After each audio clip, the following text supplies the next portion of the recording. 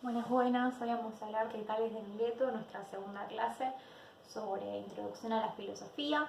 Si bien no conservamos ningún texto de él, porque es algo que no quedó lamentablemente, sí contamos con versos de los presocráticos, aunque en este caso no es un presocrático del que vamos a hablar, es Aristóteles, que en la física pudo dar pie a por qué Tales fue llamado el primer filósofo. Lo que va a decir es que porque fue el primer investigador de la naturaleza, decía que no podíamos buscar las respuestas ni en las Sagradas Escrituras ni en la mitología griega tampoco, nosotros estaríamos en medio. También hace referencia a que somos los únicos que no somos, va a decir, ni animales porque no tienen conocimiento, ni dioses porque no sabemos todas las cosas, sino que tenemos que hacer siempre un esfuerzo de nuestro intelecto para poder llegar a ciertas verdades. Y también lo que va a decir, que es un dato interesante, es que para Tales de Mileto lo viejo era lo que él abrazaba, ¿sí? Justamente lo contrario de lo que pasa hoy en día, ¿sí? Fíjense que lo antiguo siempre queda obsoleto, incluso hasta los propios libros a veces son suplantados por otras vías, ¿no? Porque uno siempre busca la última tecnología, la última innovación, hoy en día el último celular, la última noticia. Bueno, y con los griegos pasaba justamente al revés. También Tales va a decir que para hacer filosofía es necesario conocer la cultura, ¿sí? Y no solamente quedarnos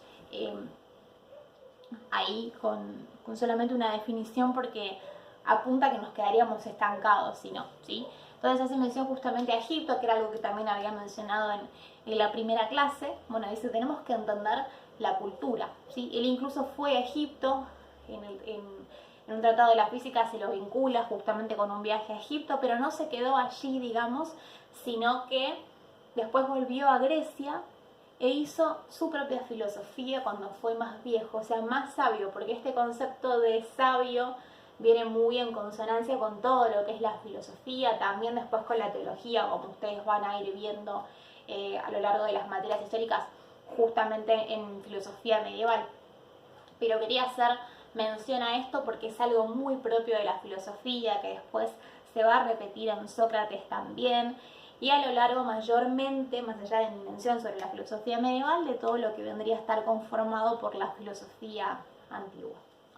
Y Aristóteles, como mencionaba antes, vincula también a Tales de Mileto en su libro Física, como mencionaba, y quería leer algo que me había notado puntualmente, una pregunta que dice, me lo planteé de esta manera: ¿qué es lo que llevó a Tales a creer que es el agua el material que de alguna forma late bajo las diversas formas de materia que nosotros podemos observar?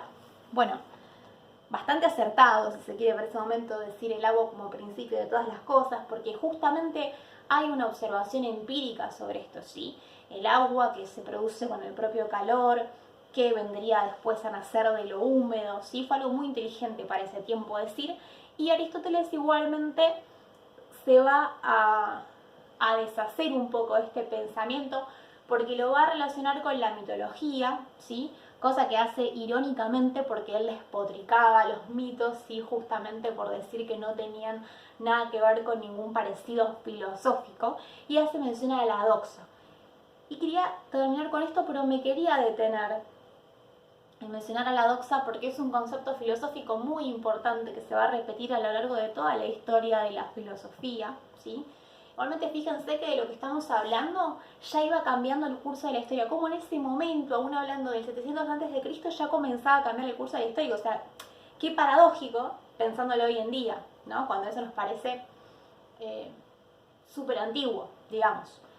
Entonces me quería detener en lo de la doxa, que es lo que después yo les dejo en la actividad para que ustedes lo puedan pensar, porque más que nada y más allá de una definición en sí que se podría quedar un poco corto, es qué es lo que se piensa al respecto, porque justamente doxa viene a estar traducido por opinión, ¿sí? Después lo vamos a ver en Parménides con las dos vías, lo vamos a ver en los sofistas también, que es súper importante, se va a repetir un montón también, con Platón, y justamente ahora con Aristóteles, que recién estamos vislumbrando apenas un poquito nombrando el libro de la física en relación a lo que él decía de Tales de Mileto, ¿sí?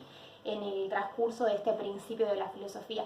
Pero sí me quería detener en esto, que como les digo, me parece súper importante el concepto de doxa para que lo puedan pensar y lo puedan vislumbrar de las distintas ramas.